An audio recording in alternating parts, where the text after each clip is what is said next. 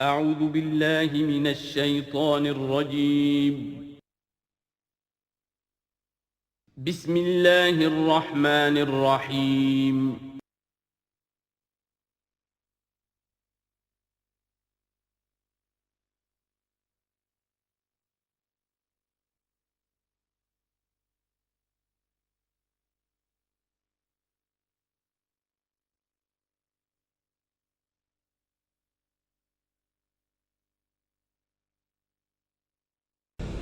اعوذ باللہ من الشیطان الرجیم بسم اللہ الرحمن الرحیم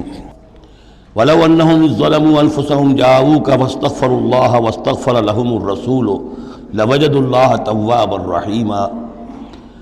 فلا وربک لا یؤمنون حتی یحکموک فیما شجر بینہم ثم لا یجدوا فی انفسهم حرجا مما قضیت ویسلموا تسلیما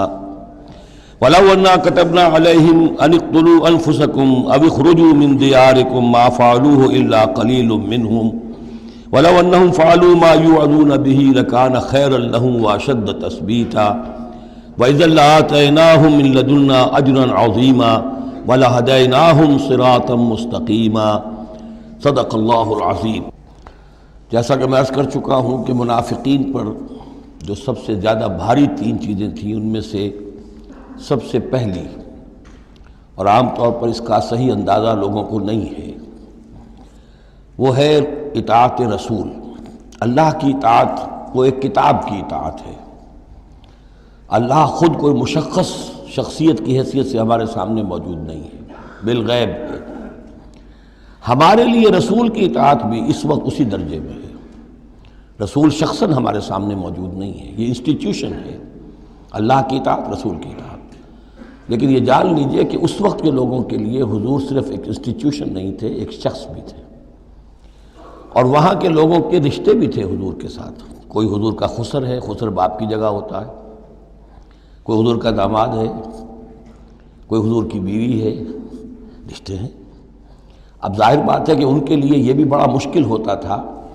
کہ وہ فرق کر سکیں کہ کس وقت ہمارا کیا معاملہ محمد الرسول اللہ کے ساتھ بحیثیت رسول ہو، اور کس وقت ایک شوہر کی حیثیت سے، یا ایک داماد کی حیثیت سے، یا ایک بھتیجے کی حیثیت سے، حضرت حمزہ کے جو بھتیجے ہیں۔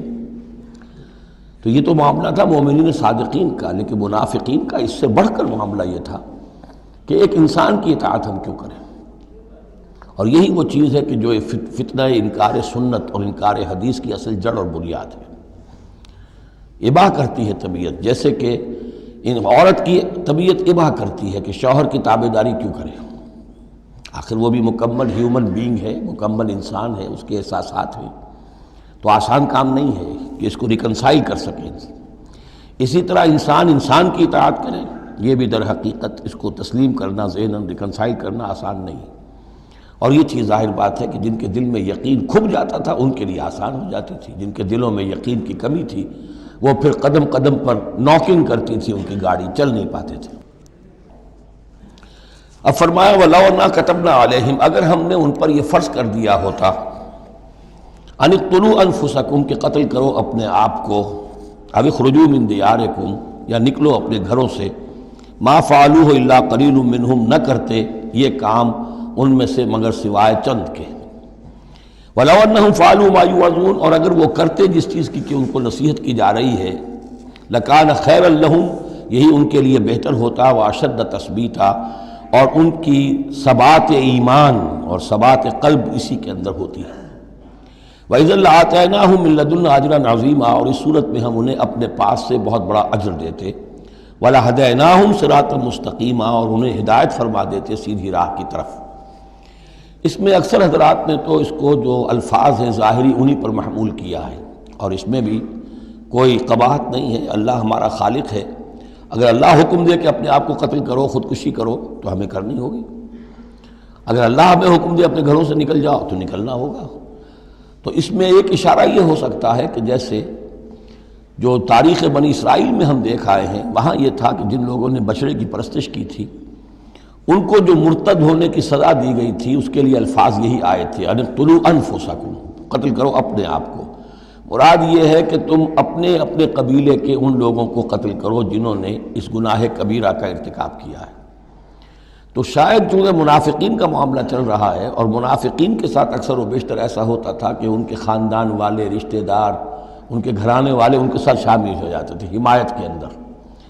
تو یہاں بتایا جا رہا ہے کہ بجائے اس کے کہ ان کی حمایت کرو، ہونا تو چاہیے اس کے بالکل برعکس، اور وہ یہ کہ تم اپنے اندر سے خود دیکھو کون ہیں کہ جو منافق ہیں، کہ جو اصل میں آستین کے سانپ ہیں۔ اگر اللہ تعالیٰ نے تمہیں حکم نہیں دیا ہے، اگر اللہ تعالیٰ یہ حکم بھی دے سکتا تھا کہ ہر قبیلہ، ہر گھرانہ اپنے ہاں کے منافقین کو خود قتل کرے، یہ تو حضرت عمر رضی اللہ تعالیٰ عنہ نے اپنی اس ایمان کی غیرت کے اندر، غیرت ایمانی کے اندر قتل کیا، اور اس پر انہیں غصہ آیا، اس لیے کہ بہرحال وہ ان کے اپنے خاندان کے لوگ تو نہیں تھے، لیکن یہ کہ اللہ تعالیٰ اگر یہ حکم دیتا تو یہ بھی تمہیں کرنا چاہیے تھا، لیکن یہ کہ اللہ کے علم میں ہے کہ تم میں سے بہت کم لوگ ہوتے کہ جو اس حکم کی تعمیل کر سکتے، اور اگر کر گزرتے ما یوعظون به لکان خیرا لهم واشد تثبیتا واذا لآتیناہم من لدنا اجرا عظیما ولہدیناہم صراطا مستقیما۔ اب اس کے بعد یہ اطاعت رسول کے موضوع پر جو عظیم ترین آیت ہے قرآن کی وہ آ رہی ہے۔ وَمَن يُطِعِ اللَّهَ وَالرَّسُولَ، اور جو کوئی اطاعت کرے گا اللہ کی اور رسول کی صلی اللہ علیہ وسلم، فَأُولَٰئِكَ مَعَ الَّذِينَ أَنْعَمَ اللَّهُ عَلَيْهِمْ، تو یہ وہ لوگ ہوں گے جنہیں معیت حاصل ہوگی ان کی جن پر اللہ کا انعام ہوا، اور وہ کون ہیں؟ من النبیین والصدیقین والشہداء والصالحین، یعنی انبیاء کرام اور صدیقین اعظام اور شہداء کرام اور صالحین، وحسن اولئک رفیقا، اور یہ لوگ تو بہت ہی اچھے ہیں رفاقت کے لیے، یعنی اللہ اور اس کے رسول کی اطاعت کرنے والوں کا پھر شمار ان لوگوں کے زمرے میں ہوگا، وہ جو سورہ فاتحہ کے ضمن میں ہم نے دیکھا تھا کہ اہدنا الصراط المستقیم صراط الذین انعمت علیہم، وہ کون لوگ ہیں انعمت علیہم، اس کی تفسیر ہے یہ۔ فاولئک مع الذین انعم اللہ علیہم من النبیین والصدیقین والشہداء والصالحین، ایک بیس لائن ہے، صالح مسلمان، نیک نیت مسلمان،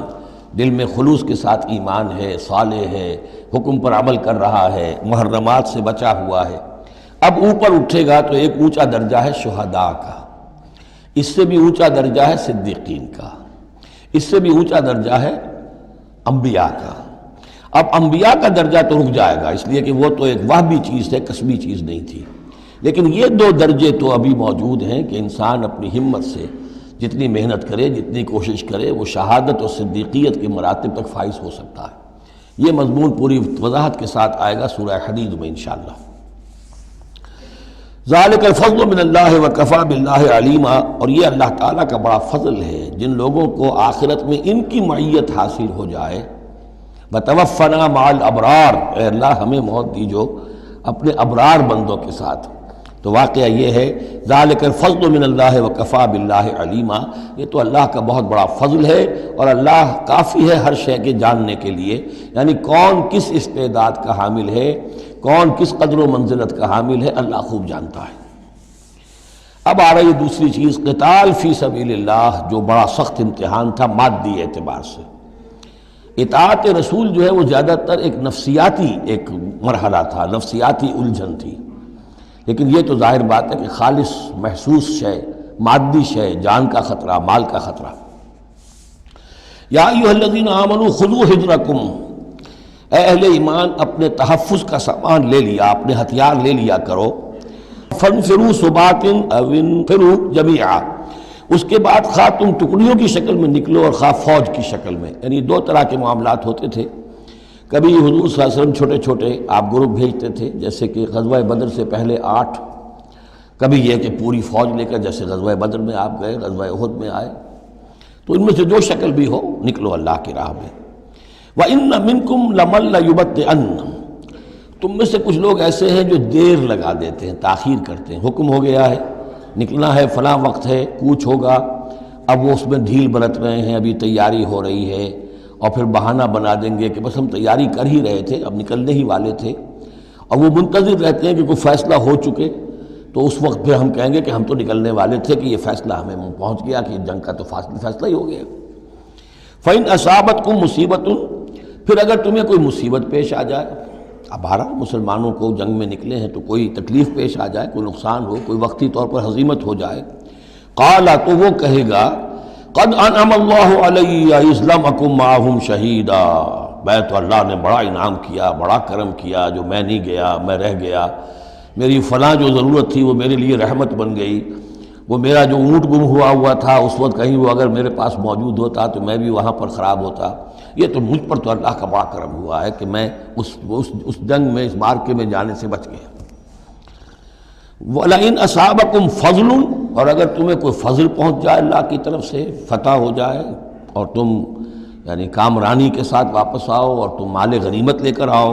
من اللہ، اللہ کی طرف سے فضل مل جائے، لَيَقُولَنَّ، اس وقت پھر وہ حسرت کے ساتھ کہے گا کہ لَمْ تَكُنْ بَيْنَكُمْ وَبَيْنَهُ مَوَدَّةٌ، بالکل ایسے جیسے تمہارے اور اس کے درمیان کوئی دوستی اور مروت اور مودت ہے ہی نہیں، یا لیتنی کنت معہم فافوز فوزا عظیما، ہائے کاش کہ میں بھی ان کے ساتھ گیا ہوتا تو یہ بڑی کامیابی مجھے بھی حاصل ہو جاتی۔ یہ ان کا کردار ہے جس کا کہ نقشہ کھینچ دیا گیا۔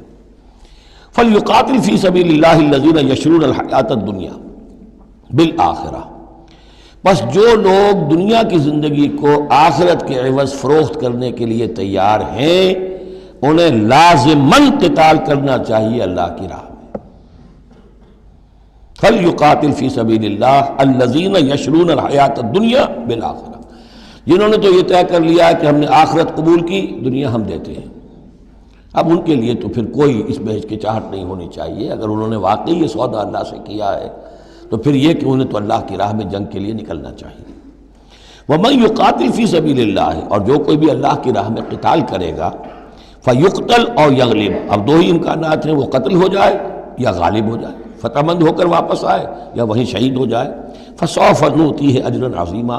دونوں حالتوں میں ہم انہیں بہت بڑا اجر عطا فرمائیں گے۔ وَمَا لَكُمْ لَا تُقَاتِلُونَ فِي سَبِيلِ اللَّهِ، اب یہ خاص طور پر جو خاص قتال کے لیے ترغیب دلائی جا رہی ہے وہ ایسے لوگوں کے لیے کہ جو مختلف علاقوں میں مسلمان تھے، کہ جو پھنسے ہوئے تھے، ان میں کمزور بھی تھے، ان میں خواتین بھی تھیں، بیمار بھی تھے، بوڑھے تھے، جو ایمان تو لے آئے لیکن یہ کہ وہ ہجرت کے قابل نہیں تھے، تو وہ اپنے اپنے علاقوں میں ہیں، اپنے اپنے قبائل میں ہیں، وہاں ان کے اوپر ظلم ہو رہا ہے، انہیں ستایا جا رہا ہے، انہیں مارا جا رہا ہے، پرسیکیوٹ کیا جا رہا ہے، تو خاص طور پر ان کی نصرت کے لیے نکلنا اور ان کو جان چھڑانا اور ان کو بچا کے لے کر آنا، یہ کام تو ایسا ہے کہ جس میں غیرت ایمانی کا بہت ہی شدید تقاضا ہے، اور میں تو سمجھتا ہوں کہ غیرت انسانی کا بھی تقاضا ہے۔ وَمَا لَكُمْ لَا تُقَاتِلُونَ فِي سَبِيلِ اللَّهِ، میں کیا ہو گیا، کیوں قتال نہیں کرتے اللہ کی راہ میں، وَالْمُسْتَضْعَفِينَ، اور ان کمزور لوگوں کے لیے جو مغلوب بنا دیے گئے ہیں، من الرجال، مردوں میں سے، والنساء، اور عورتوں میں سے، والولدان، اور بچوں میں سے، الذین یقولون، جو یہ کہہ رہے ہیں، دعائیں کر رہے ہیں، ربنا اخرجنا من هذه القرية الظالم اهلها، اے ہمارے پروردگار ہمیں نکال اس بستی سے جس کے رہنے والے لوگ ظالم ہیں، واجعل لنا من لدنك وليا، اور ہمیں اپنے پاس سے کوئی ہمارا ولی، حمایتی، مددگار بنا دے، واجعل لنا من لدنك نصيرا، اور ہمارے لیے خاص اپنے فضل سے کوئی مددگار بھیج دے۔ اب ان کی جو یہ آہ و بکا ہے وہ بھی تمہیں آمادہ نہیں کر رہی کہ ان پر ظلم ہو رہا ہے، ان پر ستم ڈھائے جا رہے ہیں، اور تم جو ہے اپنے گھروں سے نکلنے کے لیے تیار نہیں ہو۔ یہ کن سے خطاب ہو رہا ہے؟ جن کے ہاں اسلام قائم ہو چکا تھا، ان سے خطاب ہو رہا ہے۔ ہم اپنے گھر میں اسلام قائم کر نہیں سکتے، یہاں پر کوئی جد و جہد نہیں کہ اسلام آ جائے، ہمارے ہاں کفر کا نظام چل رہا ہے، تو ہم تو مخاطب ہی نہیں اس کے۔ مخاطب اہل ایمان ہیں، اور اہل ایمان کا فرض کیا ہے؟ پہلے اپنے گھر کو درست کرو، پہلے اپنے ملک کے اندر اسلام قائم کرو۔ قرآن کے سوا کوئی اور قانون چل رہا ہے، من لم يحکم بما انزل اللہ فاولئک هم الکافرون ومن لم يحکم بما انزل اللہ فاولئک هم الظالمون ومن لم يحکم بما انزل اللہ فاولئک هم الفاسقون۔ ظالم، فاسق اور کافر اور مشرک تو ہم خود ہیں۔ تو یہ آیت اپنی جگہ ہے، ہر چیز کو اس کے کانٹیکسٹ کے اندر رکھنا چاہیے۔ الذین آمنوا یقاتلون فی سبیل اللہ، جو لوگ ایمان والے ہیں وہ قتال کرتے ہیں اللہ کی راہ میں۔ والذین کفروا یقاتلون فی سبیل الطاغوت، اور جو لوگ کافر ہیں وہ بھی قتال کر رہے ہیں، جنگ تو وہ بھی کر رہے ہیں، ابو جہل بھی تو لشکر لے کر آیا تھا، وہ طاغوت کی راہ میں قتال کر رہے ہیں۔ فقاتلوا اولیاء الشیطان، تو قتال کرو، جنگ کرو شیطان کی ساتھیوں سے، شیطان کے حمایتیوں سے، حزب الشیطان سے۔ ان کید الشیطان کان ضعیفا، یقیناً شیطان کی چال بڑی کمزور ہے، دکھائی دیتی ہے بڑی زوردار، بڑی باروب، لیکن یہ کہ اگر مرد مومن کھڑے ہو جائیں تو پھر اس کے اندر معلوم ہو جاتا ہے کہ پھسپسی چال ہے۔ الم تر الی الذین قیل لهم کفوا ایدیکم واقیموا الصلاۃ وآتوا الزکاۃ، ذرا تم نے دیکھا نہیں ان لوگوں کی طرف جن سے کہا گیا تھا کہ اپنے ہاتھوں کو بندھے رکھو، روکے رکھو، اور نماز قائم کرو اور زکوٰۃ دو۔ یہ ہے کہ جو مکے کے اندر حکم تھا 12 برس تک، مکے میں جب مسلمانوں پر ظلم و ستم توڑا جاتا تھا، انہیں ستایا جا رہا تھا، تو بہت سے مسلمان تھے جوش میں بھی اور یقیناً خلوص کے ساتھ ہوش مند ہو کر بھی کہ ہمیں اپنے ان بھائیوں کی مدد کرنی چاہیے۔ اب یہ سمیہ ہمارے سامنے جو ہے، جو کچھ ہو رہا ہے اس کے ساتھ، ہماری نگاہوں کے سامنے یاسر کے ساتھ جو کچھ ہو رہا ہے، حضور ہمیں اجازت دیجیے۔ آخر ہم جو ہے، ہم نامرد نہیں ہیں، ہم بے غیرت نہیں ہیں، ہم بزدل نہیں ہیں، لیکن اجازت نہیں تھی۔ یہ منہج انقلاب نبوی کا ایشو ہے۔ اس وقت حکم یہ تھا اپنے ہاتھ تھامے رکھو، نغمہ ہے بلبل شوریدہ تیرا خام ابھی، اپنے سینے میں اسے اور ذرا تھام ابھی، ایک وقت آئے گا تمہارے ہاتھ کھول دیے جائیں گے، ابھی کفوا ایدیکم۔ لیکن یہاں سوال پیدا ہوتا ہے، الم تر الی الذین قیل لهم کفوا ایدیکم، یہ فعل مجہول ہے، کہا کس نے تھا؟ مکی قرآن میں یہ آیت موجود نہیں ہے، وہاں بھی یہ حکم تھا محمد الرسول اللہ صلی اللہ علیہ وسلم کا، حضور نے روکا۔ یہ آیت تو اتر رہی ہے مدنی قرآن میں، سورہ نساء میں، تو معلوم ہوا کہ اس وقت بھی وہ حضور کا حکم تھا جس کو کہ اللہ نے وہ اون کیا ہے، اللہ کی طرف سے تھا یہ۔ تو وہی یہ جلی تو ہوتی ہے، وہی یہ خفی بھی ہوتی ہے، یا حضور کے جس اجتہاد کو اللہ تعالیٰ اس کو تقریر کہیں گے، جیسے حضور کی حدیث ہم کہتے ہیں، ایک آپ کا قول ہے، ایک فعل ہے، ایک تقریر ہے۔ کوئی کام آپ کے سامنے کیا گیا، آپ نے اسے روکا نہیں، تو گویا کہ ایک طرح سے آپ کی طرف سے ریکگنیشن مل گئی کہ وہ بھی جائز ہے، یقیناً غلط ہوتا تو حضور روک دیتے۔ اسی طرح اللہ تعالیٰ کی کتاب ہے، وحی جلی ہے، وہ آ رہی ہے، لیکن حضور کا وحی خفی بھی ہے حضور کو جو آ جاتی ہے، اور ایک یہ کہ حضور خود اجتہاد کر رہے ہیں، اس کو اگر اللہ نے روکا نہیں تو وہ گویا اللہ کی تقریر ہو گئی، اور وہ بھی اللہ ہی کی طرف سے ہو گیا، اور وہ بھی گویا کہ اللہ نے اون کر لیا۔ تو اب یہ بھی ہو سکتا ہے کہ وحی خفی کے ذریعے سے اللہ نے مکی دور میں حضور کو یہ حکم دیا ہو کہ جو ہے یہاں نقل ہوا ہے، اور یہ بھی ہو سکتا ہے یہ حضور کا اپنا اجتہاد ہو اور اس کو اللہ تعالیٰ نے قبول کیا ہو۔ الم تر الی الذین قیل لهم کفوا ایدیکم واقیموا الصلاۃ وآتوا الزکاۃ، اب یہاں محذوف ہے۔ اس وقت تو کچھ لوگ بڑے زور شور سے کہتے تھے ہمیں اجازت ہونی چاہیے، ہم جنگ کریں، لیکن اب کیا حال ہوا؟ فلما کتب علیہم القتال، جب ان پر جنگ فرض کر دی گئی، اذا فریق منہم یخشون الناس کخشیۃ اللہ او اشد خشیہ، تو اب یہ دیکھنے میں آ رہا ہے کہ ان میں سے کچھ لوگ انسانوں سے اس طرح ڈر رہے ہیں جیسے اللہ سے ڈرنا چاہیے، بلکہ اس سے بھی زیادہ ڈر رہے ہیں۔ اب ظاہر بات ہے یہ وہ مکے کے مہاجرین نہیں ہیں، یہ اصل میں وہی منافقین مدینہ جو ہے ان کا حال ہے، لیکن کنٹراسٹ دکھانے کے لیے جو اس دور کی بات تھی اس کے مقابلے میں اس کو لے آیا گیا کہ اصل ایمان تو وہ تھا، اور یہ جو کچھ ہے شکل، یہ تو پھر کمزوری ہے اور نفاق کی علامت ہے۔ وَقَالُوا رَبَّنَا لِمَا كَتَبْتَ عَلَيْنَا الْقِتَالَ، اور وہ کہتے ہیں کہ پروردگار یہ ہم پر تو نے کیوں فرض کر دی جنگ، لَوْلَا أَخَّرْتَنَا إِلَىٰ أَجَلٍ قَرِيبٍ، ابھی اے پروردگار کچھ اور عرصے کے لیے، کچھ دیر کے لیے اور کیوں نہ مؤخر کیا اس کو۔ قُلْ مَتَاعُ الدُّنْيَا قَلِيلٌ، اے نبی کہہ دیجئے دنیا کا ساز و سامان یہ بہت حقیر سی شے ہے، وَالْآخِرَةُ خَيْرٌ لِمَنِ اتَّقَىٰ، آخرت بہت بہتر ہے اس کے لیے جو تقویٰ کی روش اختیار کرے، وَلَا تُظْلَمُونَ فَتِيلًا، اور تم پر دھاگا بھر بھی کوئی ظلم نہیں ہوگا، حق تلفی نہیں ہوگی، تمہارے جو بھی اعمال ہیں، انفاق ہے، قتال ہے، جو بھی اللہ کی راہ میں ایثار ہے، بھرپور تمہیں اس کا اجر و ثواب دے دیا جائے گا۔ اینما تکونوا یدرککم الموت، اب ظاہر بات ہے کہ قتال سے جی چرانے میں اصل سبب کیا تھا؟ موت کا خوف، اب اس کو کھولا جا رہا ہے جو ان کے دل کے اندر ہے۔ اینما تکونوا یدرککم الموت، جہاں کہیں بھی ہوگے موت تو تمہیں آ لے گی، پا لے گی۔ وَلَوْ كُنْتُمْ فِي بُرُوجٍ مُشَيَّدَةٍ، خواہ تم بڑے مضبوط فورٹیفائڈ قلعوں کے اندر اپنے آپ کو جا کر محصور کر لو، بروج قلعے کے لیے آتا تھا، مشیدہ بہت مضبوط۔ وَإِن تُصِبْهُمْ حَسَنَةٌ يَقُولُوا هَٰذِهِ مِنْ عِندِ اللَّهِ، ان منافقین کا ایک اور طرز عمل دیکھیے، اگر مسلمانوں کو کوئی اچھی شے مل گئی، کوئی فتح ہو گئی، کوئی اور خیر آ گیا، حضور کی تدبیر کے اچھے نتائج نکل آئے، تو اسے حضور کی طرف منسوب نہیں کرتے تھے. کیا کہتے تھے؟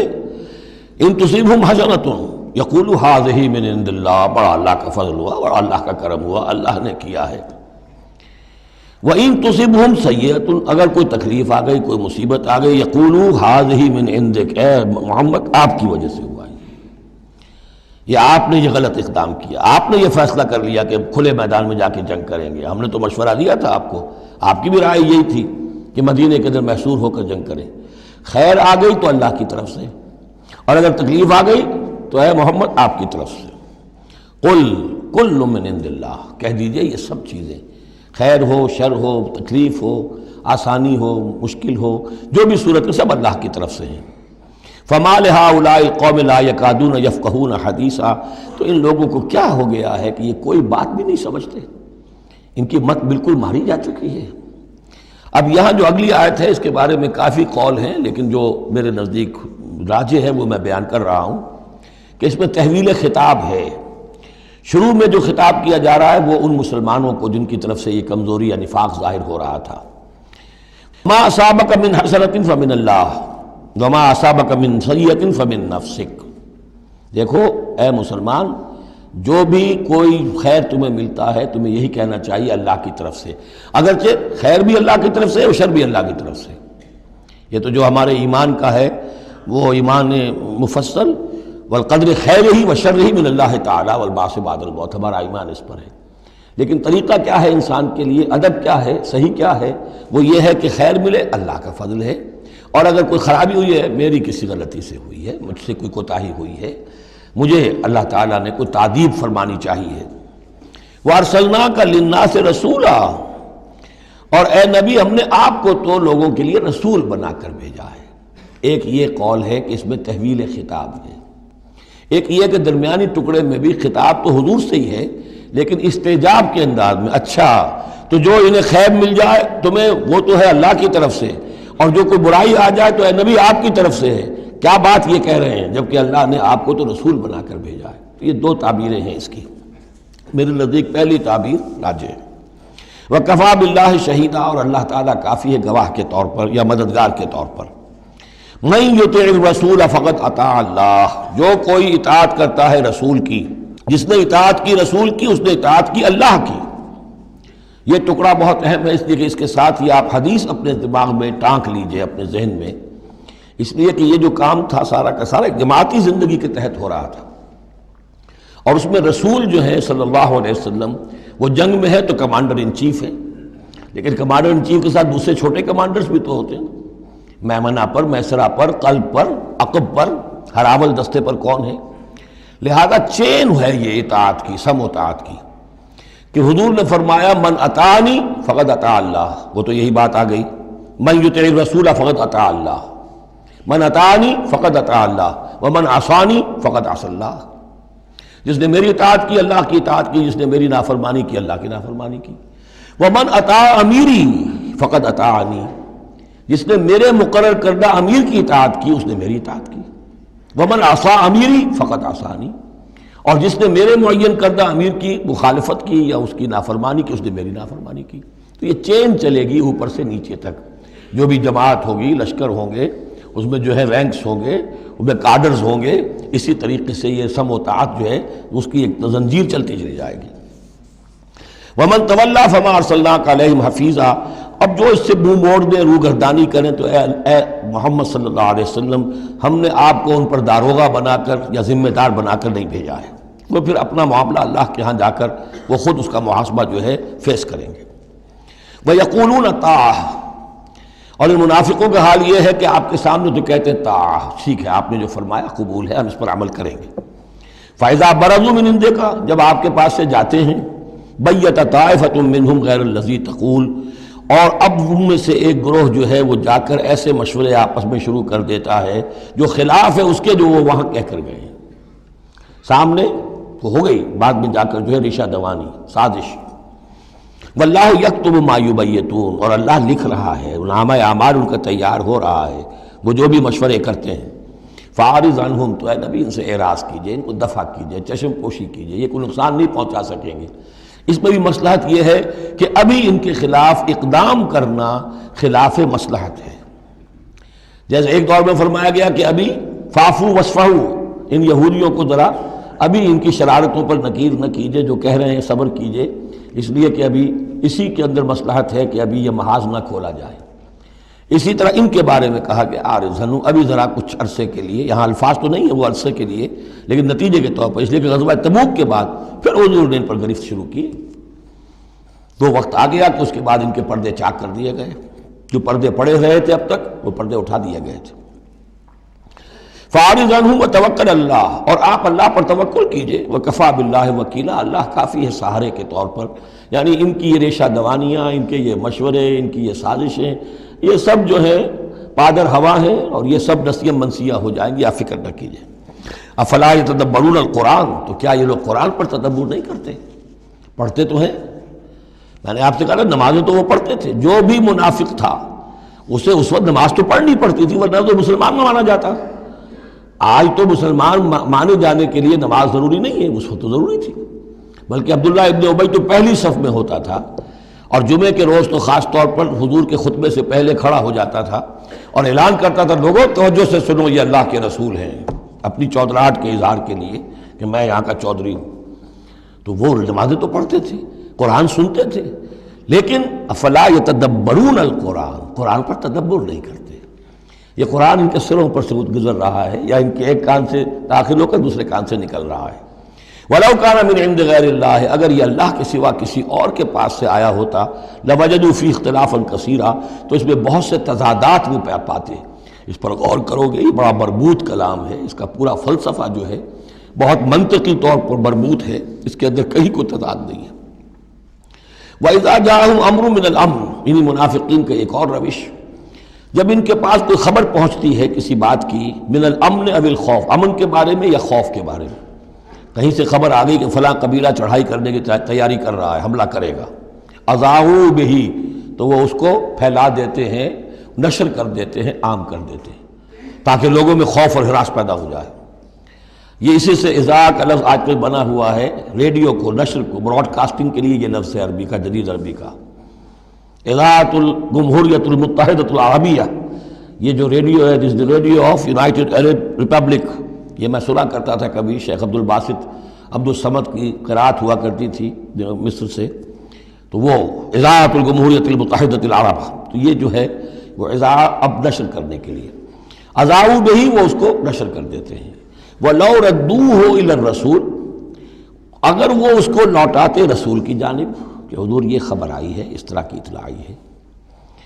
وَإِلَىٰ أُولِي الْأَمْرِ مِنْهُمْ، یا جو اور اولو الامر ہیں، بہرحال اوس کے سردار ہیں، سعد ابن عبادہ ہیں، ان تک بات پہنچا دیں، اس خزرج کے سردار، یا اوس کے سردار ہیں سعد ابن معاذ، ان تک پہنچا دیں.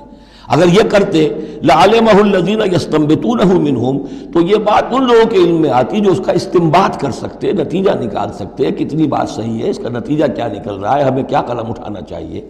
اور جب انہوں نے وہ خبر ایسے ہی جو ہے پھیلا دی، تو اس کا نتیجہ کیا ہوگا کہ لوگوں میں ایک سراسیمگی پیدا ہو گئی، ایک فکر پیدا ہو گیا، جسے آپ کہتے ہیں دنیا میں ہو جاتا ہے، سنسنی سی پیدا ہو جاتی ہے. وَلَوْلَا فَضْلُ اللَّهِ عَلَيْكُمْ وَرَحْمَتُهُ، اور اگر اللہ کا فضل اور اس کی رحمت تمہارے شان میں حال نہ ہوتی، لَاتَّبَعْتُمُ الشَّيْطَانَ إِلَّا قَلِيلًا، تو تم سب کے سب شیطان ہی کی پیروی کرتے سوائے چند کے. فَقَاتِلْ فِي سَبِيلِ اللَّهِ، قتال کے ضمن میں غالباً میرے نزدیک قرآن مجید کی سخت ترین آیت یہ ہے، لیکن اس میں سختی لفظی نہیں ہے، معنوی ہے. فَقَاتِلْ فِي سَبِيلِ اللَّهِ، تو اے نبی آپ تو جنگ کریں اللہ کی راہ میں. لا تکلف الا نفسک،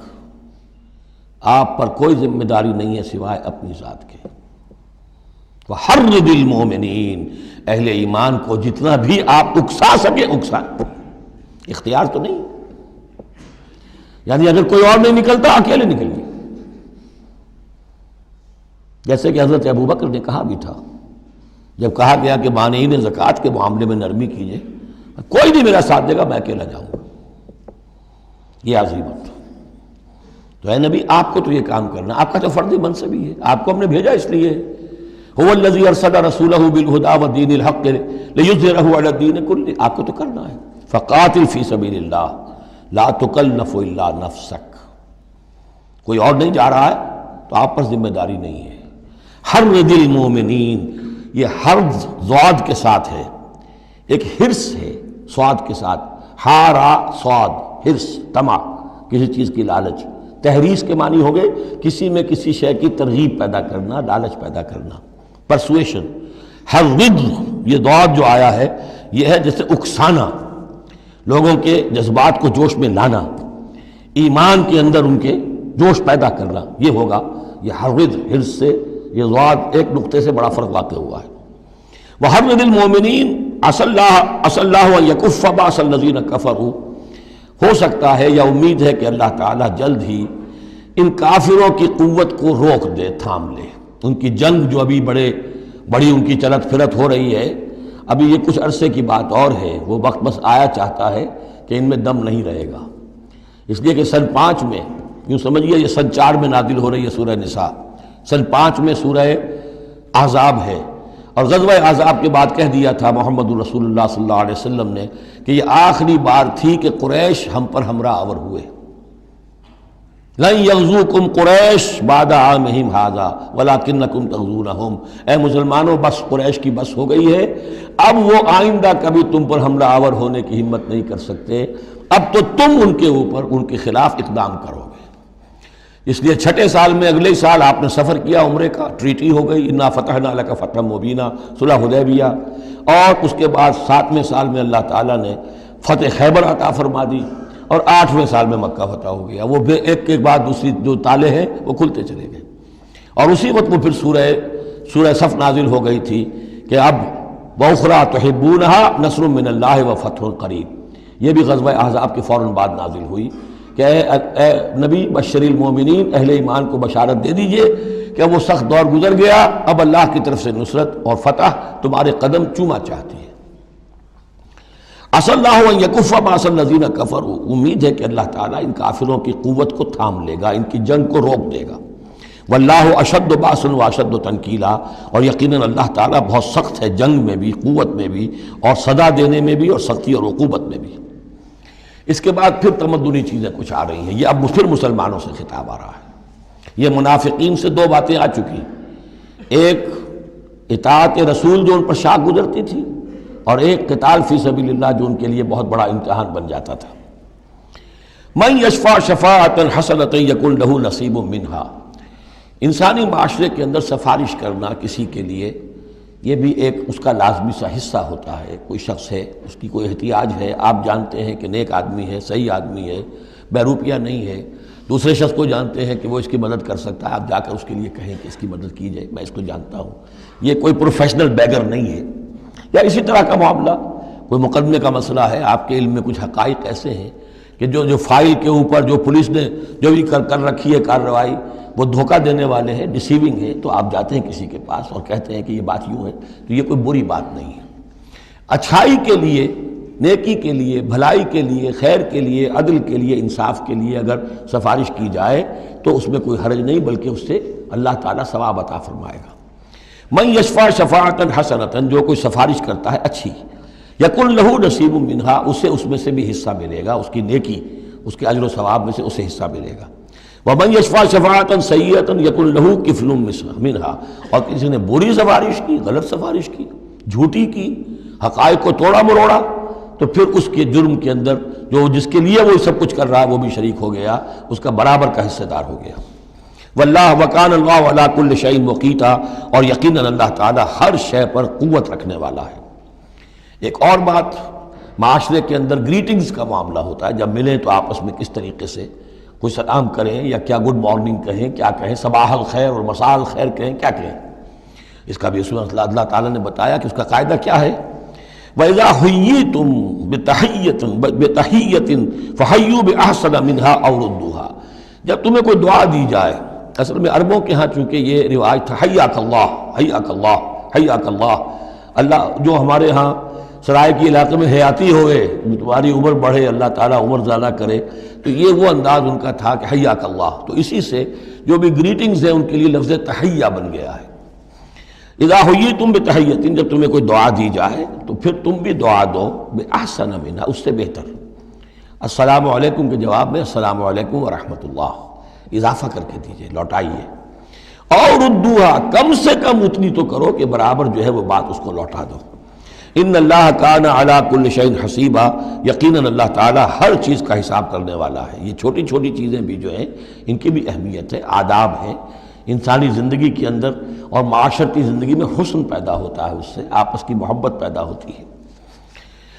اللہ لا الہ الا ہو، اللہ وہ ہے کہ جس کے سوا کوئی معبود نہیں. لَيَجْمَعَنَّكُمْ إِلَىٰ يَوْمِ الْقِيَامَةِ لَا رَيْبَ فِيهِ، وہ لازماً جمع کرے گا تمہیں قیامت کے دن جس میں کوئی شک نہیں. وَمَنْ أَصْدَقُ مِنَ اللَّهِ حَدِيثًا، اور اللہ سے بڑھ کر اپنی بات میں سچا کون ہوگا. اب یہ منافقین سے پھر اگلی بات شروع ہو رہی ہے، اور یہ ہے تیسری بات، ہجرت. وہ لوگ کہ جو قدرت رکھنے کے باوجود، مقدرت رکھنے کے باوجود ہجرت نہیں کر رہے تھے. یعنی ایک تو وہ ہے جو بیمار ہیں، بوڑھے ہیں، راستہ نہیں چل سکتے، راستہ انہیں آتا نہیں ہے، عورتیں ہیں، ان کا معاملہ تو پہلے آ چکا، ان کے لیے تو تمہیں قتال کرنا چاہیے تاکہ انہیں چھڑاؤ وہاں سے. ایک وہ ہے جو کہ اپنے ان کافر قبیلوں کے اندر، اپنی ان بستیوں کے اندر آرام سے رہ رہے ہیں اور وہ ہجرت نہیں کر رہے، جبکہ ہجرت اب فرض کر دی گئی تھی. اور ہجرت فرض کیوں کر دی گئی تھی یہ بھی سمجھ لیجئے. اس لیے کہ جب حضور کی دعوت اور تحریک جو ہے وہ اس مرحلے میں آ گئی کہ اب قتال چاہیے، تو اب ظاہر بات ہے کہ جو آفینسو لینا ہے باطل کے خلاف، جو اقدام کرنا ہے، تو جتنی بھی اویلیبل طاقت ہے اسے ایک مرکز پہ آنا ضروری ہے. اگر منتشر پڑے رہی طاقت ساری تو پھر یہ ہے کہ وہ آپ کی کامیابی کا امکان کم ہے. اب تو جتنی بھی آپ کو مین پاور اللہ نے فراہم کی ہے اب تک، اس سب کو بلاؤ ایک مرکز پہ ہو تاکہ پوری قوت کے ساتھ ایک جگہ سے فیصلہ کو اقدام کیا جا سکے. یہ اس کی حکمت ہے. تو جو ہجرت ہوئی تھی پہلے مکی دور میں، جو حبشہ کی تھی، وہ آپشنل تھی، وہ تو صرف اجازت تھی ہجرت کی، اس کا حکم نہیں تھا. ہجرت مدینہ کا حکم تھا. اب جو لوگ ہجرت نہیں کر رہے ان کا ذکر ہے، ان منافقوں کا کہ جو اس بنا پر منافق قرار پائے کہ وہ ہجرت نہیں کر رہے. فَمَا لَكُمْ فِي الْمُنَافِقِينَ فِئَتَيْنِ، اور تمہیں کیا ہو گیا ہے ایسے منافقوں کے بارے میں. یہ بات آگے واضح ہو جائے گی کہ کن منافقین کا تذکرہ ہے. یہ تم دو گروہوں میں تقسیم ہو گئے ہو. یعنی کچھ لوگ ان کی حمایت کرتے، نہیں بھائی ٹھیک ہے کوئی بات نہیں، ان کے ساتھ کوئی نرمی ہونی چاہیے، آخر ایمان تو لائے تھے نا، اب نہیں ہجرت کر سکے. اور کچھ لوگ جو ہے وہ اللہ کے حکم کے معاملے میں سختی سے عمل کرنا چاہتے ہیں. تو اے مسلمانوں تمہیں کیا ہو گیا؟ ان کے بارے میں دو گروہوں میں کیوں تقسیم ہو گئے ہو؟ واللہ ارکسہم بما کسبوا، اللہ نے تو ان کے کرتوتوں کے سبب ان کو الٹ دیا. یعنی ان کا ہجرت نہ کرنا در حقیقت ثبوت ہے اس بات کا کہ ایمان سلب ہو گیا ان کا. ہاں کوئی مجبوری ہوتی، عذر ہوتی تو بات اور تھی. اتریدون ان تہدوا من اضل اللہ، کیا تم چاہتے ہو کہ ان کو ہدایت دے دو جن کی کہ گمراہی پر اللہ کی طرف سے مہر تصدیق ثبت ہو چکی ہے. وَمَن يُضْلِلِ اللَّهُ فَلَن تَجِدَ لَهُ سَبِيلًا، اور جس کی گمراہی پر اللہ کی طرف سے آخری مہر تصدیق ثبت ہو چکی ہو پھر تم اس کے لیے کوئی راستہ نہ پاؤ گے. وَدُّوا لَوْ تَكْفُرُونَ كَمَا كَفَرُوا، یہ لوگ جو ان کے بارے میں نرمی کی باتیں کر رہے ہیں، بڑی چکنی چپڑی باتیں، یہ چاہتے ہیں کہ جیسے انہوں نے کفر کیا تم بھی کرو. فَتَكُونُونَ سَوَاءً، تاکہ تم برابر ہو جاؤ. بلی کی دم کٹ گئی، وہ چاہتی ہے سب بلیوں کی دمیں کٹ جائیں. فَلَا تَتَّخِذُوا مِنْهُمْ أَوْلِيَاءَ، تو اب ان کو اپنا دوست مت سمجھو، اپنا حمایتی مت جانو. حَتَّى يُهَاجِرُوا فِي سَبِيلِ اللَّهِ، جب تک کہ وہ ہجرت نہ کرے اللہ کی راہ میں. یہ گویا کہ اب لٹمس ٹیسٹ ہے ان کے ایمان کا. ہجرت نہیں کرتے تو گویا کہ مومن نہیں ہے، منافق ہے. وَإِن تَوَلَّوْا، اور اگر وہ پیٹ موڑ لیں، ہجرت نہ کریں، فَخُذُوهُمْ، پکڑو انہیں، وَاقْتُلُوهُمْ، قتل کرو انہیں، حَيْثُ وَجَدتُّمُوهُ، جہاں پاؤ.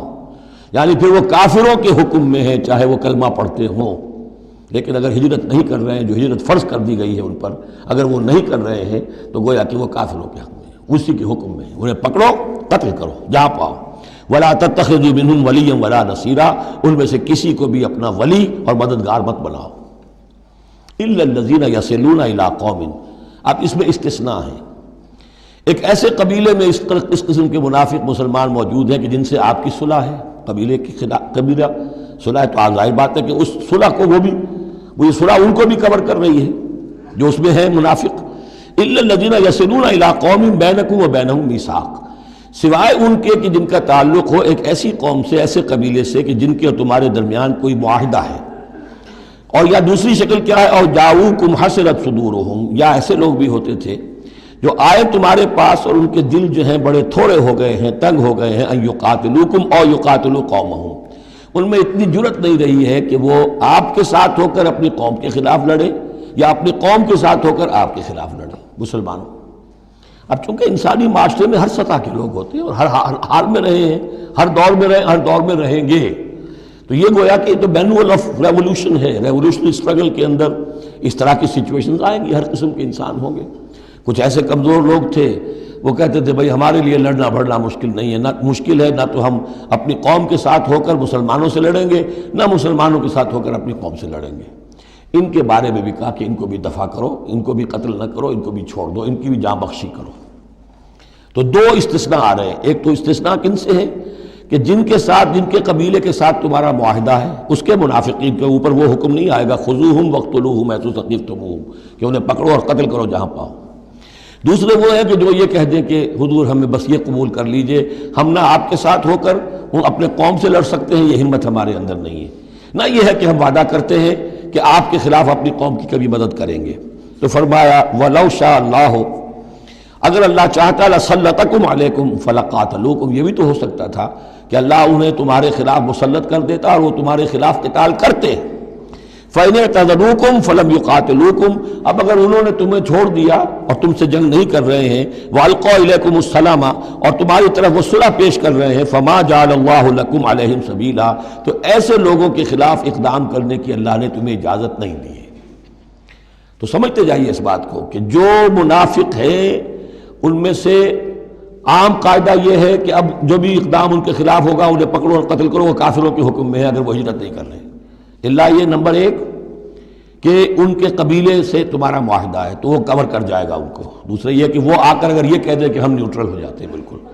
تب بھی انہیں چھوڑ دو۔ تیسرا ایک اور کیا، ستجدون آخرین، تم پاؤ گے ایک اور قسم کے لوگوں کو، یریدون ان یامنوکم و یامنوا قومہم، وہ بھی کہتے تو یہ ہے، چاہتے ہیں کہ تم سے بھی امن میں رہیں، اپنی قوم سے بھی امن میں رہیں، اس میں نہیں آنا چاہتے جھگڑے میں۔ کلما ردوا الی الفتنۃ ارکسوا فیہا، لیکن جب کہیں کوئی آزمائش کا وقت آتا ہے تو وہ اس کے اندر اونجھے ہو جاتے ہیں۔ جب دیکھتے ہیں کہ ہماری قوم کا پلڑا بھاری ہے تو مسلمانوں کے ساتھ جو ہے وہ جنگ کرنے کے لیے بھی تیار ہو جاتے ہیں کہ اب تو فتح ہماری ہونے والی ہے، تو مال غنیمت میں سے ہمیں بھی حصہ مل جائے گا۔ فَإِن لَمْ يَعْتَزِلُوكُمْ، تو ایسے لوگ اگر تم سے علیحدہ نہیں رہتے، باز نہیں رہتے تمہارے خلاف لڑنے سے، وَيُلْقُوا إِلَيْكُمُ السَّلَامَ، اور اگر تمہارے سامنے صلح پیش نہیں کرتے، وَيَكُفُّوا أَيْدِيَهُمْ، اور اپنے ہاتھ نہیں روکتے، فَخُذُوهُمْ، تو پکڑو انہیں، وَاقْتُلُوهُمْ، اور قتل کرو انہیں، حَيْثُ ثَقِفْتُمُوهُمْ، جہاں بھی کہیں پاؤ۔ یعنی اگر غداری انہوں نے کہی ہے، ایک وعدہ کیا تھا اس کے خلاف کیا ہے، تو پھر یہ وہ جو امان تھی وہ ختم ہو گئی۔ وَأُولَٰئِكُمْ جَعَلْنَا لَكُمْ عَلَيْهِمْ سُلْطَانًا مُبِينًا، ایسے لوگوں کے خلاف ہم نے تمہیں سند اور قوت عطا کر دی ہے کہ تم اس کے خلاف کھلا اقدام کر سکتے ہو۔ اب ایک اور معاشرتی مسئلہ آ رہا ہے، کیونکہ یہ جو اب چل رہی تھی، یوں سمجھیے نا کہ پورے عرب کے اندر اب تو بھٹی دہک گئی ہے، جنگیں ہو رہی ہیں، جگہ جگہ ہو رہی ہیں، مارکے ہو رہے ہیں۔ ہمارے پاس تاریخ میں جو لکھے آئے ہیں سیرت میں، تو بڑے بڑے مارکے ہیں جن میں کہ حضور شریک رہے، لیکن یہ کہ یہ تو ایک چومکھی سی جنگ تھی جو چل رہی تھی مسلمان۔ اس سے آپ کو اندازہ ہو رہا ہے ان آیات سے کہ اصل سچویشن جو ہے وہاں کی سوشل سچویشن اور ٹرائبل جو ان کا معاشرہ تھا اس میں کیا کیا پرابلمز تھے۔ اب اس میں یہ ہے کہ فرض کیجئے کسی شخص نے کسی مسلمان کو مار دیا، لیکن یہ اس نے کہا کہ میں نے تو مارا نہیں، میرے اتفاق سے میں نے تو تیر چلایا تھا کسی جانور پر، کسی ہرن پر لگ گیا، اس کو ہو سکتا ہے، یہ ممکن ہے۔ تو اب کسی مسلمان کا مسلمان کو قتل کرنا دو طرح کا ہے، قتل خطا اور قتل عمد۔ اس کا کیا حکم ہے؟ ما کان للمؤمن ان یقتل مؤمنا الا خطا، کسی مومن کے لیے یہ روا نہیں ہے کہ مومن کو قتل کرے مگر خطا کے طور پر۔ نشانہ چوک گیا، کسی کو جان لگا، اب گاڑی ہے، ایکسیڈنٹ ہو گیا، آپ چلا رہے تھے، کوئی اس کے نیچے آ گیا، مر گیا، آپ تو اسے مارنا نہیں چاہتے تھے۔ چنانچہ سعودی عرب میں یہ بھی اسی بد کے تحت یہ فیصلے ہوتے ہیں اس کے ایکسیڈنٹس کے، اس قانون قتل خطا کے تحت۔ وہ قانون کیا ہے؟ ومن قتل مومنا خطا، اور جو شخص کسی مومن کو قتل کر دے قتل خطا غلطی سے، فتحریر رقبۃ مومنۃ، تو ایک مسلمان غلام کی گردن کا آزاد کرانا، ودیۃ مسلمۃ الی اہلہ، اور دیت خون بہا اس مقتول کا اس کے گھر والوں کو ادا کرنا لازم ہے، الا ان یصدقوا، الا یہ کہ وہ معاف کر دیں، خون بہا دینا ہوگا، یعنی قتل خطا کے بدلے میں آپ قتل نہیں کریں گے۔ قتل عمد کی جزا میں قتل ہے، لیکن یہ کہ قتل خطا میں قتل نہیں ہوگا۔ قتل کی جگہ کیا ہوگا؟ ایک تو خون بہا، اور نمبر دو یہ کہ یہ جو گناہ ہو گیا تم سے سرزد، اس کے لیے گناہ کے اثر کو ختم کرنے کے لیے اللہ نے ایک حق اپنا رکھ دیا کہ ایک غلام کو آزاد کرو۔ فَإِن كَانَ مِن قَوْمٍ عَدُوٍّ لَكُمْ، اور اگر وہ مسلمان تھا ایک ایسے قبیلے سے کہ جو تمہارا دشمن قبیلہ ہے، تھا مسلمان اور تمہارے ہاتھوں مارا گیا ہے غلطی سے، وَهُوَ مُؤْمِنٌ، تھا وہ خود مومن، فَتَحْرِيرُ رَقَبَةٍ مُؤْمِنَةٍ، تو پھر صرف ایک مسلمان آزاد کا ایک گردن چھڑا دینا کافی ہوگا، کیونکہ کافر قبیلے کا آدمی تھا، اب اس کو اگر دیت دی جائے گی تو کافر کو پہنچ گئی، وہ تو اس کے گھر والے کافر ہیں، دیت یہاں معاف ہو گئی، لیکن یہ ہے کہ اس کو جو ایک غلام کو آزاد کرنا جو اللہ کا حق تھا وہ برقرار رہے گا۔ وَإِن كَانَ مِن قَوْمٍ بَيْنَكُمْ وَبَيْنَهُم مِيثَاقٌ، اور اگر وہ ہو ایسے قوم سے، ایسے قبیلے سے کہ تمہارے اور اس کے درمیان، اس کے قبیلے کے درمیان معاہدہ ہے، فَدِيَةٌ مُسَلَّمَةٌ، تو پھر وہی حکم آ جائے گا کہ دیت بھی دینی پڑے گی، حوالے کرنی ہوگی، اِلَىٰ أَهْلِهِ، اس کے گھر والوں کی طرف، اس کے وارثوں کو، وَتَحْرِيرُ رَقَبَةٍ مُؤْمِنَةٍ، اور ایک مومن کی گردن، ایک مومن جو ہے کہ جو مومن غلام ہو اس کا آزاد کرنا بھی ہوگا۔ فَمَن لَّمْ يَجِدْ، تو جو یہ نہ پائے، یعنی یہ جو اب دو حق ہو گئے، ایک ہے دیت، وہ تو مقتول کے جو ورثہ ہے ان کا ہے، اس میں تو معافی نہیں ہو سکتی، البتہ اللہ نے جو رکھا ہوا ہے کہ ایک مومن غلام کو آزاد کیا جائے، اگر کسی کے اندر اتنی مقدرت نہیں ہے تو اللہ نے نرمی کر دی اپنے حق میں، فَمَن لَّمْ يَجِدْ فَصِيَامُ شَهْرَيْنِ مُتَتَابِعَيْنِ، جس کے پاس اتنا پیسہ نہیں ہے کہ کوئی مسلمان غلام کو خریدے اور آزاد کرے، تو وہ 2 مہینے کے پے بپے متواتر روزے رکھے، توبۃ من اللہ، یہ اللہ کی طرف سے اس کے جرم کا کفارہ بن جائے گا، اس کے توبہ کے قبول کا ذریعہ بن جائے گا۔ وَكَانَ اللَّهُ عَلِيمًا حَكِيمًا، اور یقیناً اللہ تو علیم اور حکیم ہے۔ اب آ رہا قتل عمد، وَمَن يَقْتُلْ مُؤْمِنًا مُتَعَمِّدًا، اور جو کوئی قتل کرے گا کسی مومن کو جان بوجھ کر قتل عمد، فَجَزَاؤُهُ جَهَنَّمُ خَالِدًا فِيهَا، اس کا بدلہ تو جہنم ہے جس میں وہ ہمیشہ ہمیشہ رہے گا، وَغَضِبَ اللَّهُ عَلَيْهِ، اور اللہ تعالیٰ کا غضب اس پر ہوگا، وَلَعَنَهُ، اور اللہ نے اس پر لعنت فرمائی، وَعَدَّ لَهُ عَذَابًا عَظِيمًا، اور اس کے لیے بہت بڑا عذاب تیار کیا ہے۔ شروع میں آیا تھا کہ 2 چیزیں ہیں، حرمت جان، حرمت مال، معاشرے کی بنیاد اس پر قائم ہے، لہذا یہ کہ ایک مسلمان کا قتل کر دینا بھی اللہ کے ہاں کتنا بڑا ہے۔ آگے چل کر سورہ مائدہ میں اس سے بھی آگے آ گیا، فَكَأَنَّمَا قَتَلَ النَّاسَ جَمِيعًا، کسی ایک انسان کو ناحق قتل کر دینا بھی ایسے ہے جیسے کہ پوری نوع انسانی کو قتل کر دیا، اس لیے کہ تمدن کی جڑ کاٹ دی۔ اور اس سے اندازہ کیجئے ہمارے ہاں کتنا کچھ ایمان و اسلام ہے، یہ جان انسانی جو ہے کتنی سستی ہو چکی ہے، اور قتل عمد جس طریقے سے ہو رہا ہے، مچھر کی جان اور انسان کی جان ایک جیسی ہے۔ یا ایھا الذین آمنوا اذا ضربتم فی سبیل اللہ فتبینوا ولا تقولوا لمن القی الیکم السلام لست مؤمنا۔ اب اس آیت کو بھی آپ سمجھیں گے اسی پس منظر میں کہ یہ چومکھی جنگ چل رہی ہے، ہر جگہ ہو رہا ہے معاملہ، تو اس میں فرض کیجئے کہ کہیں کوئی مقابلہ ہوا، آپ نے سمجھا کہ یہ کافر آ رہا ہے، جب آپ اس کے قریب آئے، اسے مارنے لگے، قتل کرنے لگے، اس نے کلمہ پڑھ دیا میں تو مسلمان ہوں، اب کیا کریں گے؟ اس کا حکم دیا جا رہا ہے۔ یا ایھا الذین آمنوا اذا ضربتم فی سبیل اللہ، اہل ایمان جب تم اللہ کی راہ میں نکلو، فتبینوا، تو تحقیق کر لیا کرو، وَأَتَقُولُوا لِمَنْ أَلْقَى إِلَيْكُمُ السَّلَامَ، اور جو شخص بھی تمہارے سامنے اسلام پیش کرے یا سلام پیش کرے، اس کو یہ مت کہو کہ لست مومنا، کہ تم مومن نہیں ہو، تمہیں کیا معلوم؟ ایمان کا تعلق دل سے ہے، دنیا کا سارا معاملہ اس کے اسلام پر ہوگا۔ اگر وہ کلمہ شہادت پڑھ رہا ہے اور اپنے اسلام کا اظہار کر رہا ہے، یو ہیو ٹو ٹیک ہم آن ہز ورڈز۔ تو یہ معاملہ ہو گیا تھا حضرت اسامہ کے ساتھ۔ حضرت اسامہ کا ایک جنگ میں ایک کافر سے دو بدو مقابلہ ہوا، جب وہ کافر بالکل زیر ہو گیا کہ اب اس کو معلوم ہوا کہ میرے لیے بچت کا کوئی راستہ نہیں ہے، انہیں کلمہ پڑھ دیا، اشہد ان لا الہ الا اللہ واشہد ان محمد رسول اللہ۔ حضرت اسامہ نے وہی سمجھا جو کوئی بھی شخص سمجھتا کہ اس نے جان بچانے کے لیے ہیلہ کیا ہے، بہانہ کیا ہے، اپنی تلوار نہیں روکی، قتل کر دیا، لیکن دل میں خلش رہی۔ پھر آپ کے خود انہوں نے کہا یا حضور تک اطلاع پہنچی تو حضور ناراض ہوئے، اے اسامہ کیا کرو گے اس دن، کیا جواب دو گے جب وہ کلمہ شہادت تمہارے خلاف مدعی ہو کر آئے گا کہ میرے ہوتے ہوئے تلوار چلی اس کی۔ جب انہوں نے کہا کہ وہ تو جان بچانے کے لیے اس نے کیا، ہم نے فرمایا حلا شققت قلبہ، تو تو نے اس کا دل چیر کر کیوں نہیں دیکھ لیا کہ اس کے اندر ایمان ہے کہ نہیں ہے؟ کس قدر غصے کا اور غضب کا انداز ہے۔ وہی بات کہی جا رہی ہے، یا ایھا الذین آمنوا اذا ضربتم فی سبیل اللہ فتبینوا ولا تقولوا لمن القی الیکم السلام لست مؤمنا تبتغون عرض الحیات الدنیا۔ دیکھو تم دنیا کا سامان چاہتے ہو کہ اس کے پاس کوئی مال ہے، ہم اسے کافر قرار دیں، قتل کریں، مال غنیمت لے لیں گے۔ فعند اللہ مغانم کثیرہ، دل تھوڑا نہ کرو،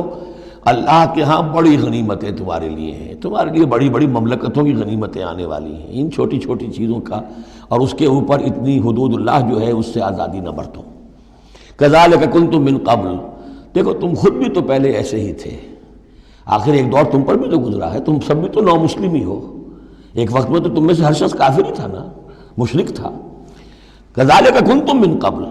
تو اتنی سمجھ لینا اللہ نے آپ کو توفیق دے دی، اللہ نے کلمہ شہادت آپ کو عطا کر دیا، رسول کی دعوت و تبلیغ سے جو ہے بہرہ مند ہونے کی توفیق دے دی، اللہ کا انعام مانو، لیکن یہ کہ اس طریقے سے لوگوں کے اس معاملے میں اتنی سخت روش اختیار نہ کرو۔ فمن اللہ علیکم، تو اللہ تعالیٰ نے تم پر بڑا احسان فرمایا ہے،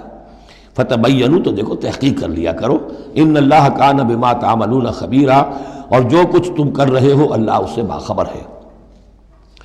لا يستوي القاعدون من المؤمنین غیر اولی الضرر والمجاہدون فی سبیل اللہ باموالہم وانفسہم۔ اس آیہ مبارکہ میں جہاد کا لفظ بمعنی قتال ہے، جہاں تک جہاد کا تعلق ہے وہ تو مومن ہر وقت کر رہا ہے، دعوت و تبلیغ بھی جہاد ہے، اپنے نفس کے خلاف بھی جہاد ہے، المجاہد من جاہد نفسہ، بلکہ پوچھا گیا ای الجہاد افضل یا رسول اللہ، آپ نے فرمایا ان تجاہد نفسک فی طاعت اللہ، اپنے نفس کے خلاف جہاد کرو، اسے اللہ کا مطیع بناؤ، یہ بھی جہاد ہے۔ تو جہاد کے بہت سے گوشے ہیں، لیکن قتال آخری منزل قتال ہے، اور یہ بھی ان تین جوڑوں میں سے ہے کہ جو ایک دوسرے کی جگہ پر الفاظ آ جاتے ہیں، مومن و مسلم، نبی اور رسول، جہاد اور قتال۔ لا یستوی القاعدون من المؤمنین، برابر نہیں ہے اہل ایمان میں سے بیٹھ رہنے والے، یعنی جو کہ قتال فی سبیل اللہ کے لیے نہیں نکلتے، غیر اولی الضرر، جبکہ ان کو کوئی عذر نہیں ہے۔ اگر کوئی اندھا ہے اور وہ نہیں نکل رہا، کوئی حرج نہیں، کوئی لنگڑا ہے چل نہیں سکتا ہے وہ نہیں نکلتا، کوئی حرج نہیں، یہ بعد میں آ جائے گا، لیکن جن کو کوئی ایسا عذر نہیں ہے پھر وہ بیٹھے رہے۔ اور یہ بھی نوٹ کر لیجئے کہ نفیر عام پہلی مرتبہ ہوئی ہے صرف غزوہ تبوک میں سن 9 ہجری میں جا کر، اس سے پہلے پرسویشن تھی، نکلو اللہ کی راہ میں، نکلو اللہ کی راہ میں، نکلو اللہ کی راہ میں، لازم ہر ایک کے لیے نہیں تھا۔ قتال فی سبیل اللہ آپشنل تھا، لہذا اس کے اوپر کسی سے نکیر بھی نہیں ہوتی تھی، نہیں گیا کوئی، نہیں گیا ٹھیک ہے، لیکن پھر یہ کہ جو غزوہ تبوک میں نہیں گئے ان سے ایکسپلینیشن کال کی گئی، ان کو سزائیں بھی دی گئیں وغیرہ وغیرہ۔ تو اب چونکہ آپشنل تھا لہذا وہاں پر یہ تو نہیں کہا جا سکتا تھا کہ اب ان کو پکڑو اور ان کو سزا دو، لیکن یہ بتایا جا رہا ہے، اس لیے حرض المومنین کا لفظ آیا تھا کہ آپ پوری طرح اکسائیے ان کو، آمادہ کیجئے، لیکن ظاہر بات ہے کہ یہ اس میں ابھی آپشن ہے۔ لیکن برابر نہیں ہے وہ لوگ جو بیٹھ رہے ہیں اور جنہیں کوئی عذر نہیں، والمجاہدون فی سبیل اللہ باموالہم وانفسہم، اور وہ لوگ جو اللہ کی راہ میں جہاد کے لیے، قتال کے لیے نکلے ہیں اپنی جانوں اور مال کے ساتھ۔ فضل اللہ المجاہدین باموالہم وانفسہم علی القاعدین درجہ، اللہ نے فضیلت دی ہے مجاہدین کو جو اپنے مال اور جان سے جہاد کرنے والے ہیں، بیٹھ رہنے والوں پر ایک بہت بڑا درجہ، درجتاً یہ جو تنکیر آئی ہے برائے تفخیم ہے، بہت بڑا درجہ۔ وَكُلًّا وَعَدَ اللَّهُ الْحُسْنَىٰ، اور چونکہ یہ فرض نہیں، نفیر عام نہیں، لہذا فرمایا گیا سب کے لیے اللہ کی طرف سے اچھا وعدہ ہے۔ جو نہیں نکلا چونکہ ابھی وہ فرض ہے نہیں، لازم کیا نہیں گیا ہے، تو ان کے لیے بھی اللہ تعالیٰ کی طرف سے اگر انہوں نے اتنی ہمت نہیں کی ہے، وہ کمتر مقام پر قانے ہو گئے تو ٹھیک ہے، لیکن اللہ تعالیٰ کی طرف سے ان کے اوپر کوئی گرفت نہیں ہوگی۔ وَكُلًّا وَعَدَ اللَّهُ الْحُسْنَىٰ وَفَضَّلَ اللَّهُ الْمُجَاهِدِينَ عَلَى الْقَاعِدِينَ أَجْرًا عَظِيمًا، لیکن فضیلت دی ہے اللہ تعالیٰ نے مجاہدین کو بیٹھ رہنے والوں پر اجر عظیم، درجات منہ ومغفرۃ ورحمہ، یہ درجات ہوں گے اللہ کی طرف سے اور اس کی طرف سے مغفرت اور رحمت، وکان اللہ غفور الرحیم، اور یقیناً اللہ تعالیٰ غفور الرحیم ہے۔ ان الذین توفاہم الملائکۃ ظالمی انفسہم، اب یہ آ گئے وہ لوگ کہ جو عذر کے بغیر وہ ہجرت نہیں کر رہے تھے، اپنے گھروں میں بیٹھے ہوئے اپنی قوم میں یا مکے میں۔ ان الذین توفاہم الملائکۃ ظالمی انفسہم، یقیناً وہ لوگ کہ جو وفات دیں گے انہیں فرشتے اس حال میں کہ وہ اپنی جانوں پر ظلم کر رہے تھے، یعنی ہجرت نہیں کی تھی انہوں نے، رسول کے حکم کی اطاعت نہیں کی تھی، آخر موت تو آنی ہے، تو جب فرشتے ان کی روح قبض کرتے ہیں، قالوا فیما کنتم، تو وہ ان سے کہتے ہیں یا کہیں گے یا آپ کس حال میں تھے؟ آپ نے ایمان کا دعویٰ کیا، محمد رسول اللہ نے ہجرت کا حکم دیا، کیا ہوا آپ کو؟ کیوں آپ نے ہجرت نہیں کی؟ قالوا كنا مستضعفین فی الارض، تو وہ کہیں گے ہمیں دبا لیا تھا لوگوں نے، ہم مجبور ہو گئے تھے، کیا کریں، ہم معذور تھے۔ قالوا الم تکن ارض اللہ واسعہ، وہ فرشتے کہیں گے کیا اللہ کی زمین واسع نہیں ہے، وسیع نہیں ہے، کھلی نہیں ہے، کشادہ نہیں ہے، فتہاجروا فیہا، کہ تم اس پہ ہجرت کرتے، فاولئک مأواہم جہنم، تو یہ وہ لوگ ہیں جن کا ٹھکانہ جہنم ہے، وساءت مصیرا، اور وہ بہت بری جگہ ہے ٹھہرنے کی۔ الا المستضعفین من الرجال،